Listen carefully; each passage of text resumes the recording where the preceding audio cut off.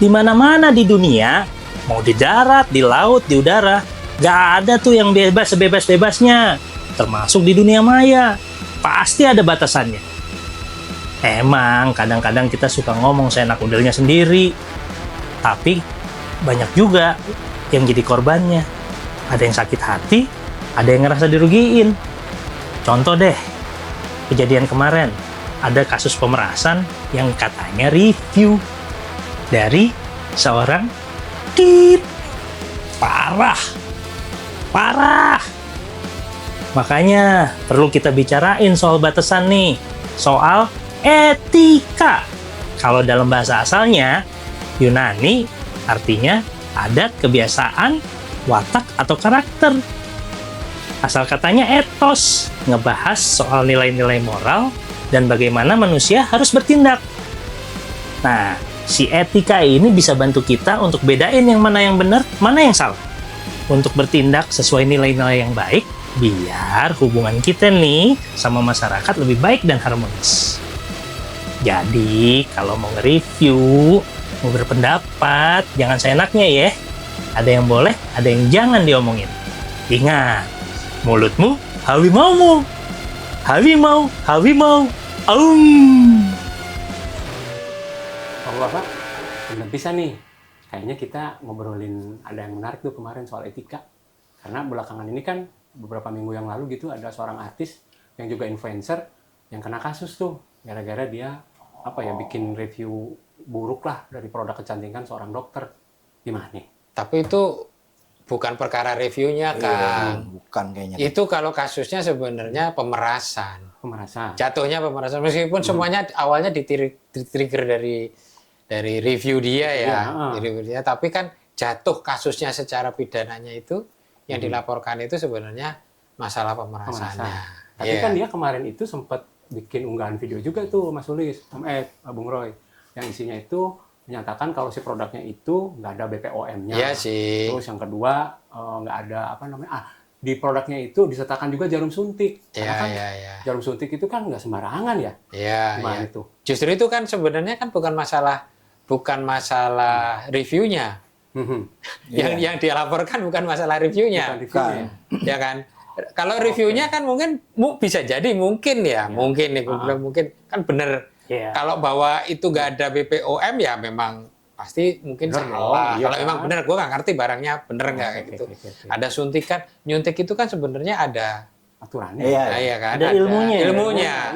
Nggak asal orang jus saja kan. Ya itu mungkin benar, tapi kan nggak tahu caranya gimana kayak apa. Tapi kan kalau dari laporan itunya kan bukan perkara dia ngomongin itu. Ya aja. Bukan. Ya, setahu saya sih gitu. Tapi memang sekarang kan emang lagi zaman ya. Semua orang mau jadi reviewer nih, kan gitu kan. Dikit-dikit review, banyak kan review makanan, food vlogger gitu. Ada yang review film, ada yang review musik, ada yang review otomotif, obat-obatan itulah. Apa aja ada kan gitu kan. gitu kan. Jadi kan semua orang tuh sibuk melakukan review. Dan kalau menurut mereka kan pikirannya karena namanya review kan subjektif kali ya. Jadi kalau ngomong subjektif kan bebas. Ya kan gitu kan. Pendapat gue gitu kan ya.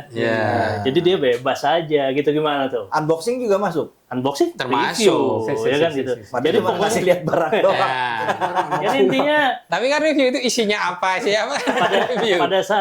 pada saat orang lihat banyak orang nonton konten di media sosial, mereka sibuk bikin konten. Yang paling gampang apa? Review kan. Nah, emang sih.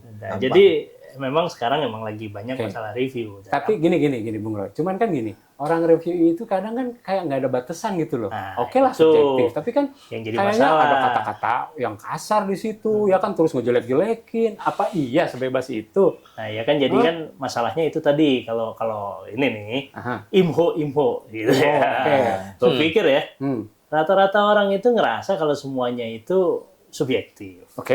Gue punya C, ya gue bilang kan gitu kan ya. Dan juga kan sebenarnya kan harus ada gimmick nih. Zaman-zaman di sosial media harus ada gimmick. Kadang-kadang ada yang gimmicknya itu pakai gerakan ya kan. Nggak ada tuh food vlogger, salah satu yang gue suka tuh kalau enak banget menurut dia. Ekspresif. Nah, ada kan sound gitu. efeknya ya. Ada sound efek. Nah, kan gitu. Oke. Ada yang ngomongnya pakai apa namanya? Kata-kata yang kasar, iya. ada yang pakai topeng-topeng kan gitu kan ya gitu ya. Tapi memang sebenarnya akhirnya kan mereka itu kan gimmick ya. Begitu gimmick tapi pada saat dia nge-review gitu ya, emang kadang-kadang tuh yang jadi masalah kalau gue bilang nih gitu ya. Kadang-kadang mereka belum tahu, mereka tuh sebenarnya nggak punya standar gitu loh. Nge-review itu apa gitu. Emang karena ada standar? review- Standar apa maksudnya? dalam nge-review itu harusnya ada standar sesubjektif-subjektifnya gitu ya. Apa nih yang Apa? diomongin? Parameter. Ya parameternya. parameter gitu. Iya, parameternya lah. Misalnya nih, kalau kita ngomong apa? Makanan. Apa aja sih parameternya gitu. Apakah tampilan kan gitu kan ya. Oke. Rasanya kan juga gitu. Tempat kan gitu kan. Nah, cuman kalau itu bisa dilakukan kalau menurut gue kalau emang dirasain. Iya. Pada saat dikeluarin itu subjektif. Ya kan gitu kan. Nah, namanya juga rasa kan gitu. Tapi kalau misalnya dia cuma dengar-dengar doang, Itu bahaya tuh. katanya nih gitu. Katanya Itu kayak kasus artinya yang itu itu bukan dong. review kan ya. Kasus apa, Om? Dulu tuh siapa yang toko roti yang di review? Oh iya. iya. Ada yang bilang tuh kan si influencer tuh kan ngomong katanya ini bikin sakit perut gitu. Tapi dia nggak lihat, nggak dengar. Nah, kan gitu kan. Pertama itu bukan review. Ya kan tadi yang kita omongin ya Mas ya. Nah, yang kedua, nah ini kembali lagi. Apapun itu kan yang dia keluarin pasti punya dampak. Kan dia kan punya audiens. Iya, benar. Ada orang yang dengerin setiap kali dia setiap kali dia siaran, ini setiap kali bikin kontennya itu kan banyak view-nya. Nah, kadang-kadang justru orang-orang di luar sana juga nggak bisa ngebedain nih, yang mana review, yang mana yang bukan review. Soal konsekuensi hukum dari yang tadi tuh ngomong kasar lah, apalah. Hukum nih. Hukum. Nah, gimana nih biar pada tahu semua nih. Sebenarnya ya, kalau ngomongin digital gitu ya, ya hukumnya kan pertama kan udah jelas tuh, jangan mempromosikan sesuatu yang terlarang. Kayak judi online, kayak seks online gitu kan. Itu kan yang ini ya, yang secara ininya kayak gitu. Habis itu juga jangan melanggar hak cipta. Jadi kalau ngambil, nah ini kan kalau content creator tuh ada juga yang modelnya gini nih. Dia sok nge-review, dia nggak datang. Dia dengar ya. Dari sana dari sini dia kumpulin. Foto-fotonya juga atau videonya dari mana dijadiin satu, terus itu jadi review. Jadi itu ada juga kan yang gitu. Aja, nah, itu tuh contohnya. Dia bisa kayak gitu. Bener loh kalau dicari. Itu kejadian kan gitu. Nggak lihat barangnya. Nggak lihat barangnya. Nah, yang kayak gitu-gitu lebih parah lagi. Dia bilangnya review tapi bukan review kan. Tapi dia kurasi. Nah, kurasi. Yang penting bikin konten. Terus juga kan kalau misalnya itu juga yang jadi masalah itu kan karena ini deliknya aduan gitu ya. Nah, Kita juga nggak boleh ngomong sembarangan sebenarnya. Kan tadi kan Dia bisa. orang tuh sering berpikir nih kalau di digital kita ngomongnya bebas. Ngomong itu. Benar. akun-akun gua kan gitu kan. Tapi kalau ada orang tersinggung, ternyata dia bisa tuh menganggap ini adalah pencemaran nama baik, ini adalah sebuah fitnah gitu ya, Berarti fitnah online. delik hukumnya itu Delik hukumnya berjalan. gitu. Nah, makanya Nggak kalau bebas kita ya. bikin sesuatu ada basicnya kan lebih kelihatan tuh kan misalnya, saya rasa ini terlalu pedas gitu ya menurut saya gitu. Tapi kan dasarnya menurut saya gitu kan. Tapi kan kita nggak ngomong ini pedasnya kebangetan sampai mencret-mencret. Nah, itu tiap orang beda kan gitu. Kan gitu. Ada yang suka pedas ya. Oh, Mas Sulis, nah kayak gitu-gitu sih. Jadi sebenarnya memang dia akan dihadapkan sama yang namanya UU ITE. Undang-undang ITE. UU ITE. Kalau KUHAP ya kan kalau KUHAP kan kalau diturunkan di digital kan UU ITE itu. Iya. Oke. Sebenarnya kan janganlah kamu mencemarkan nama baik. Kalau di ITE ya itu tadi kan maksudnya mengeluarkan konten yang menyerang tapi nggak ada basicnya kan gitu. Sama yang kayak kemarin kan gitu bilangnya ini bikin sakit perut tapi ternyata basicnya dia juga nggak ngerti kan gitu kayak gitu. Jadi memang hati-hati. Ya memang harus hati-hati. Kalau gua punya brand, bangunnya kan setengah mati. Iya benar. Ya kan? Ah. Bangunnya kan setengah mati kita. Nggak mungkin cuma setahun 2 tahun. Iya. Terus tiba-tiba ada orang yang nggak tahu apa-apa, tanda kutip ya. Yang bukan kayak OL itu sok karena dia punya follower banyak, yang mungkin backgroundnya karena dia apa. Even mungkin dia artis. Nah, Apakah kalau artis punya follower yang juta-jutaan itu berarti dia punya kompetensi untuk melakukan review? Kan belum tentu juga.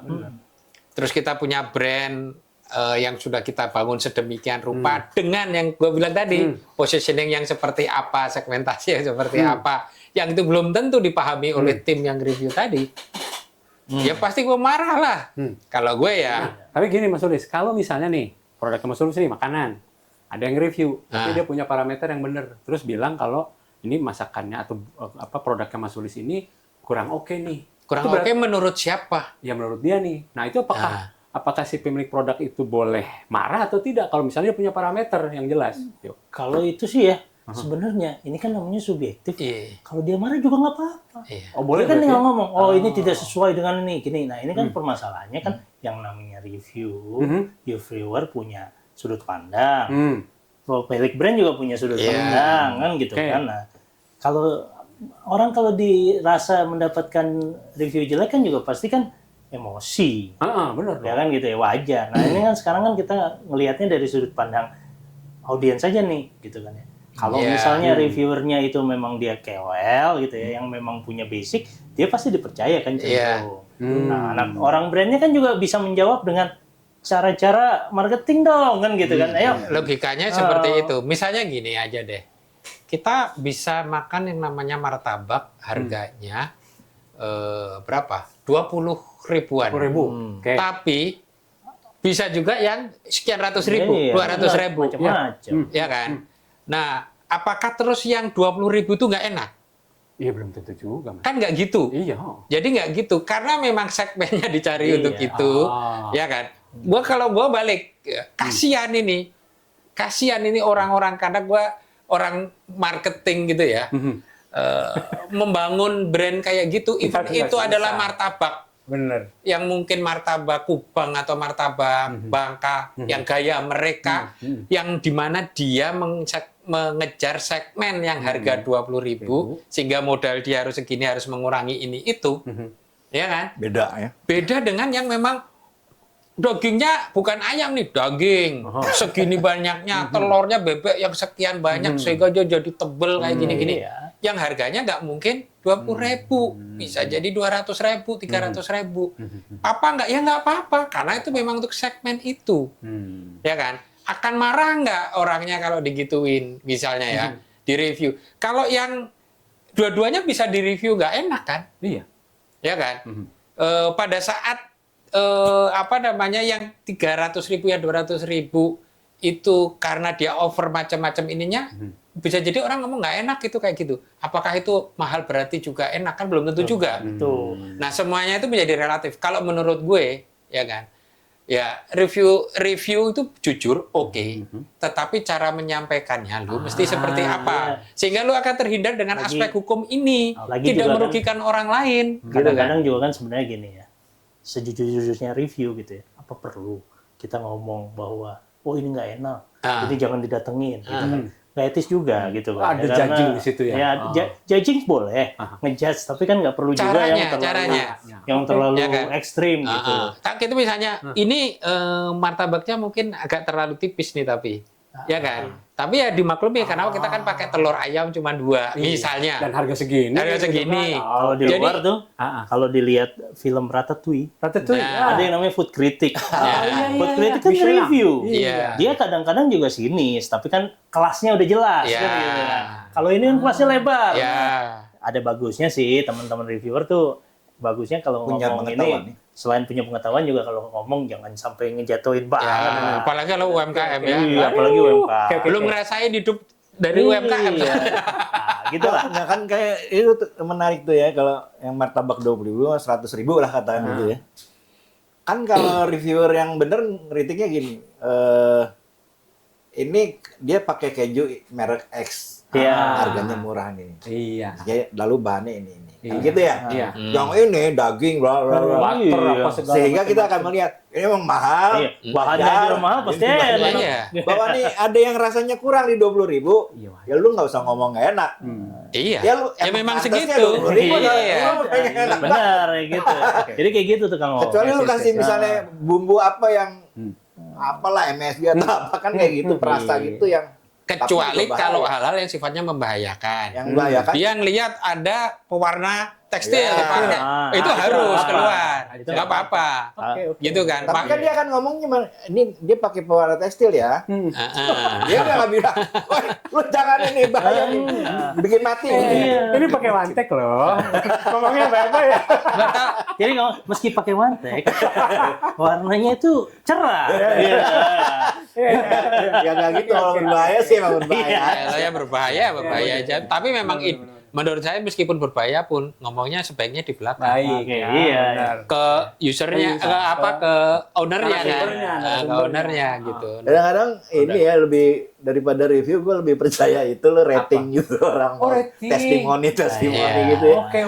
Oke. Ya artinya itu macam-macam kan dengan ketidaktahuan yang sama atau punya Iya. pengetahuan yang sama, tapi itu masyarakat. Karena yang bilang nggak enak akan ngomong nggak enak, Ah, yang ada enak yang- ya akan ada yang ngomong bilang enak enak. gitu. Iya, satu iya, tempat Dan- penginapan misalnya iya. yang bilang ini comfort, yang satu bilang nggak bersih apa. Nah, jadi kita Iya. bisa ada inilah, ada pembanding. Pertimbangan lah ya buat Iya. mempertimbangkan. Faktanya itu dari semua yang produk yang direview pasti ada yang bilang oke dan ada yang bilang nggak Iya, oke. benar. Kan Tinggal gitu lu- kan. tinggal lu ngambil Tinggal kita mau kesimpulan. lihat yang mana, ya kan. Kita nggak tahu argumentasi mereka bilang oke itu apa, bilang nggak oke itu apa. Nah, kita bijak lah ngeliat Iya, itunya, harus bijak. ya kan. Menurut gue sih kayak gitu. Kadang-kadang emang jadi akhirnya kayak yang Talik tadi nih. Sebenarnya kalau soal gaya apa segala macam itu tergantung niatnya si reviewer. Iya. Wah, apa sih? Itu kan nggak bisa diterka ya. Ini orang gimana pengen banyakin follower sehingga Iya. heboh kan apa segala macam. Iya. Jadi kalau gitu ya netizen itu harus bijak juga ya ngelihat Bijak. itu. Ya iya dong. Iya kan? Iya. Dan juga kita juga Jangan harus kejebak ingat sama ya, gimmick itu maksud gue. harus juga ingat. Apa tuh? Yang namanya review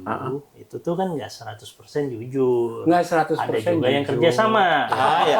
Meskipun nih Review tidak kadang-kadang orang-orang tuh ini kan bilangnya kan ini Gimana review jujur padahal sebenarnya dia ada kerja sama. Endorsan, ya. Terus tapi kadang-kadang harusnya dikasih tulisan kerja sama dengan Iya. Oke. ini tapi enggak juga. Jadi ya kayak gitu. Iya. Yang namanya review nggak bisa juga kita harus percaya 100%. Iya. Ada itu juga kan. Memang mungkin dari satu tempat ada 3 atau 4 review, baru kita lihat tuh. Karena kan yang namanya subjektif gitu ya. Kalau misalnya itu jadi jadi kesepakatan bersama dari beberapa reviewer, artinya kita bisa lebih percaya. Kalau Iya. kalau gue gitu kan. Gitu. Iya dong. Dan dia kan punya parameter tadi. Iya. Parameter. Waktu kita bikin rating tuh kan ya, Ah. ininya gimana. Ada 10 parameter lah kata. Ketika dijumlah ratingnya 3, 4 bintang iya. itu kan bisa gitu. Emang bahayanya kalau ketemu yang tadi, kalau gue bilang tuh approach-nya negatif, dan konyolnya dia punya follower banyak. Follower banyak. Nah, follower viewernya itu nanti udah nggak pakai mikir, Nah, ya apa yang diomongin itu kelihatannya menjadi benar. iya. Nah itu yang menurut gue Bahaya, bahaya. tuh buat marketing. Nah, itu penting tuh kita Iya kan? ngomongin ya. Iya penting sih. buat marketing. Itu kan balik ke hukumnya kan sebenarnya yang suka nggak disadarin gini. Sebenarnya hukum di dunia maya itu yang namanya undang-undang ITE dan segala macam itu sama dengan hukum yang berlaku di dalam dunia nyata ini. Dunia nyata. KUHP itu kan. Lo mencemarkan nama orang Ada juga. di dunia nyata, lo akan dituntut. Di ini juga sama. Sama. Nah, yang nggak disadari itu adalah orang bisa seenak-enaknya tapi nggak menyadari lu tuh punya konsekuensi. Lu punya. Yang kedua yang paling bahaya sebenarnya tanggung jawab sosialnya gitu. Ya. Kalau tadi balik ke soal makanan, Iya. mau gimana? Lu udah bangun brand makanan sedemikian lama sampai akhirnya misalnya bangkrut gara-gara itu. Dia nggak mikir ya, karyawan berapa banyak karyawan Iya. orang Iya. itu yang nanti layoff atau segala macam. Benar. Udah kita mendingan ini ngomongin adakah itu review yang bener gitu, review yang bener. Iya. Ada nggak sih? Ayo kasih contoh-contoh menurut gua mestinya Harus, ada. pasti ada, banyak. Harus ada ya yang pakai Banyak. parameter gitu kan yang memberikan edukasi yang benar. Iya. gitu. Ya. Kalau tadi kita ngomongin tentang review, ya kan? Yes. Yang apa Bentar. jelek. Ngecas dulu gua. Ya udah, ya udah, cas Dulu dong. Tancepin. terhadap. Ya, apakah ada reviewer yang bagus gitu? Ya gue yakin pasti ada. Oke. Itu temannya Kang Odeng tuh contohnya. Apa? Fitra Pembalap. Oh, Fitra Eri. Ya, ya. Gue dengar kemarin Oke. yang kasus Pertamina ya. Pertamina. Ya kan. Nah, dia kan lebih menyarankan ya. Iya. Apa namanya? Komunikasi. Lebih baik benerin Komunikasi. strategi komunikasi mereka daripada menggunakan itu. Bahkan mungkin kalau dia diminta pun dia belum tentu mau juga ya. Iya, karena dia nggak tahu tuh. Karena dia nggak tahu secara kompetensi produksi BBM itu Industri seperti kilang apa. minyaknya Nah kayak itu apa. menurut gue dia jujur. Bener tuh ya. Nggak cuman kalau misalnya mungkin dia oke dipakai sama Pertamina, duitnya kan pasti gede, Pasti. ya kan? Gua tanya Fitra nih ya. Tanya aja ntar coba. Mungkin diceritanya Kang Kodeng nanti. Tapi Oke. ya menurut gua dia oke karena dia merasa nggak punya kompetensi pengetahuan yang cukup tentang Soal industri itu. BBM gitu ya. Pengolahan Apalagi tentang minyak. produksi minyaknya.